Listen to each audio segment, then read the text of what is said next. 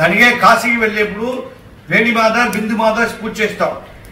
బిందుమాధవ అంటే కాశీ, వేణిమాధవ త్రివేణి సంగమం, సేతుమాధవ రామేశ్వర క్షేత్రం. ఇక్కడి నుంచి ఆ సేతుమాధవ బిందుమాధవ వేణి 3 త్రివేణి సంగమాలు కలిపాడు.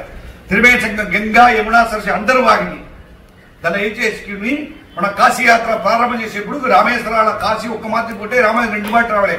అంటే రామేశ్వరానికి వచ్చి ఇక్కడ అధికారం తీసుకోవాలి. దానాలు ధర్మాలు కాశీలో పెట్టేది వేరే, ఇక్కడ పెట్టేది వేరే. ఇక్కడ పెట్టేప్పుడు ఈ రామేశ్వర క్షేత్రానికి వస్తాను, పక్కలో ఉండి ఈశ్వరుడుగా ఉండి నా కాశీయాత్ర నడిచి అటాని ఈశ్వరుడి దగ్గర బయటకు వచ్చి నేను ఈ క్షేత్రానికి ముందు సేతుమాధవ నేను చేతిలో పెట్టుకుపోతా, ఇసుక పెట్టుకుపోతాను, ఇసుక రూపంగా నేను పెట్టుకుపోతాను. అక్కడ ఉండి గంగా వాగినియా పెట్టుకొస్తాను. ఆ ఈశ్వరుడికి అభిషేకం చేస్తాను. మధ్యలో ఏ ఇబ్బందాలు లేకుండా నాకు చేసి ఆయన్ని రామేశ్వరుని ప్రార్థన చేసుకుని మనం ఎత్తుకుపోతాం.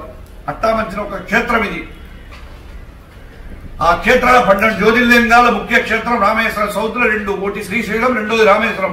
మిగతా అన్ని వచ్చి నార్త్లోనే ఉన్నాయి. దానికోసమే ఈ రామేశ్వర క్షేత్రం ఎది చేస్తేనో మనం ఒక మండే తీస్తే సరి, ఎది తీస్తే సరి, అక్కడ దొరికేది ఇక్కడ దొరుకుతుంది. శ్లోకమే ఉంది, గయాయాం ఏకరక్షంతు బ్రాహ్మణాయాం త్రిదక్షులు ప్రయాగే శబ్దరక్షంతు శ్రీశైతో గ్రాస్తమాత్రతగా అని గయాల ఒక బ్రాహ్మడి కడుగుండా అన్నం పెట్టి ఇదిగా చెప్పాట అని చెప్తే గయాలు వచ్చి తృప్తి చెప్పరు. అట్లా తృప్తి చెప్పి ₹1,00,000 మనం ఖర్చు పెట్టవచ్చు. తృప్తి చెప్పరు. తృప్తి చెప్తే అక్కడ దొరికే తృప్తి గయాయాం ఏకరక్షంతు వారాణసి ద్విరక్ష. వారాణసి అంటే కాశీ. కాశీ తదక్షరం చదివిన బ్రాహ్మణుడా కూర్చోబెట్టుకుని శ్రార్థాలు చేసి సంతోషమా తృప్తి అంటే వాళ్ళ వద్ద అడగవచ్చు. ప్రయాగ్ రాజ్యం అక్కడ బ్రాహ్మణులే దొరకరు, బ్రాహ్మణులే లేదు. సప్తరక్షలు 7 బ్రాహ్మణుడికి అన్నం పెట్టితే అక్కడ దొరికే అన్ని పుణ్యము రామేశ్వర క్షేత్రం. ఈ సేతు మాత్రం వచ్చి ఒక ఇసగెత్తిని చేతెత్తిన ఆ పుణ్యం ఇక్కడ దొరుకుతుంది. సేదు దొరకదేం పుణ్యం శేషేనావి నకండెత్తి అంటే ఆది చేసేట్టు చూశాడు. ఈ సేదులో వచ్చి నుంచి నా నోటిని చెప్పింది కాదు అంత పెద్ద పురాణం. అట్టా మీరు సేదులో వచ్చి మీరు దంపతి స్నానం చేస్తేనే మీరు ఇందాక ఏం పాపం చేస్తున్నారు ఆ పాపాలు పోతుంది అట్టా అన్నమాట. ఈ రామసేతుని ధనుష్కోటి ఇక్కడ. ఇది సీతాదేవి అగ్ని ప్రవేశం చేసింది. రామేశ్వరంలో ఉంది కదా, ఈ సముద్రం వచ్చి సీతాదేవి అగ్ని ప్రవేశం చేసింది. దీనికోసం అగ్ని తీర్థంలో పేరు. ఇది రామసేతు నది ధనుష్కోటి అంతర్భాగం. ధనుష్కోటి అంటే రత్నాకర మగోదత సేతు స్నానం దర్శించ. రత్నాకరది ఒక సముద్రం, మగోదతది ఒక సముద్రం. ఈ 2 సముద్రం సంగమించేది. కోడి నది తమిళ్లో ఎండు చెప్తాం కదా, అది 2 సముద్రం చేరే చోట స్నానం చేస్తుంటే బ్రహ్మహత్య విమోచన దోషం కూడా ఇక్కడ పోతుంది. దోషాలనే పెద్ద దోషం బ్రహ్మగతి విమోచన దోషం. ఆ దోషమే పోయేందుకోసం రాముడు ఇక్కడ నుంచి పూజ చేశాడు. పూజ చేసి ఏకృతంగా ఉన్నాడు. దాని నుంచి రాముడి నుంచి పూజ చేస్తే ఈశ్వరుడు రామేశ్వరుడు. దానికి ముందు సేతుమాధవ క్షేత్రమే ఇది. రాముల వారు ప్రతిష్ఠించారా? సీతాదేవి చైకత పెట్టింది, రావణ వరదను ప్రతిష్ఠించినాడు. పక్కన ఆంజనేయుడు ఉన్నాడు. ఆంజనేయ విశ్వరూప ఆంజనేయుడు.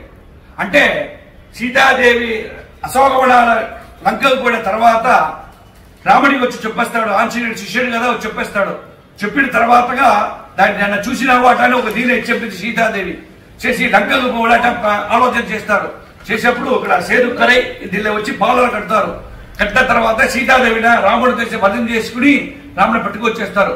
పట్టుకొచ్చేప్పుడు విరాటి ఒక అదిది మారి రాముడు సీతలు వచ్చేప్పుడు ఒక ఇది వచ్చుకుంటుంది. వచ్చుకుంటే దేవదా దగ్గర అడుగుతారు, ఇదేమి నా విరాటి తండ్రి వచ్చుకుంది ఏమి అంటే నువ్వు వచ్చి కుల నుంచి క్షత్రియకుడుగా పెట్టాడు. రాముడు క్షత్రియకుడు, రావణేశ్వరుడు వచ్చి బ్రాహ్మడు, శ్రీకాల సంధ్యావందనం చేసేవాడు. వాడు శివ భక్తుడు. 4 కాలం వాడు తెలియకుండా ఇది లేదు, తెలియకుండా శాస్త్రాలు లేదు. వాడిని నువ్వు వధం చేసినావు. సీతాదేవిని ముట్టలే, వాడి పైన ఆశపడ్డాడు అంతే. అంటే వధం చేశావు. ఆ బ్రహ్మహత్య దోషం నేను పెట్టుకొస్తుంది. ఆ బ్రహ్మహత్య దోషం విమోచన చేయలే. అటాని బ్రహ్మహత్య విమోచన ఎట్ట చేసేది అటాని రాముడు అడుగుతాడు. అడిగేప్పుడు దేవత మీరే నాకు చెప్పాలి, ఆలోచన చేయాలి అటాని. ఆలోచన చేసేట్టుగా ఈశ్వరుడు లంగేశ్వరుడు వచ్చి శివభక్తుడు. శివభక్తుడు శివలింగాన్ని బట్టి పూజ చేయలే అంటాడు. శివలింగం ఇంకోరు పెట్టే లింగాన్ని పూజ చేయకూడదు, నువ్వు చేయలే అంట. సీతాదేవినే పెట్టాలి అంటాడు. అప్పుడున్నప్పుడు ఏం చేస్తాడు, ఆంజనేయుడు శిష్యుడు కదా, నేను పోయి కైలాసం పోయి లెక్క పెట్టుకొస్తాను అని చెప్పి అడ్డంతాడు. వెళుతాడు. వెళ్ళుకొచ్చేప్పుడు టైం చూస్తాడు. టైం అయిపోయింది, ముహూర్త టైం అయిపోయింది. అప్పుడు రాముడు దృష్టిలో చూస్తాడు, ఏమి పెద్ద ఆంజనేయుడు రాలేదే అని. అంటే ఒక్క లింగాన్ని పెట్టుకుని చేత వస్తాడు. వచ్చేప్పుడు మధ్యలో ఏం చెప్తాడు, వాడు రాముడు వచ్చి వాడిని చంపాడు. అయితే పక్కన నువ్వుగా చూపించి ఇచ్చావు, వాడు నీకు దోషం ఉంది, నువ్వులో ఒక లింగం నీ ప్రయత్నం లింగం ఎత్తుకుపో చెప్తాడు. అప్పుడు ఏం చేస్తాడు, రాముడికి దీన్ని ఆంజనేయుడు దీన్ని ఎత్తిచ్చిపోవాలని వాడికి తెల్ల మధ్యలో నుంచి తిప్పి ఇంకో లింగం రెండు చెయ్యి ఎత్తుకు వస్తాడు. అదే రెండు చెయ్యి లెక్క పెట్టుకున్నాడు.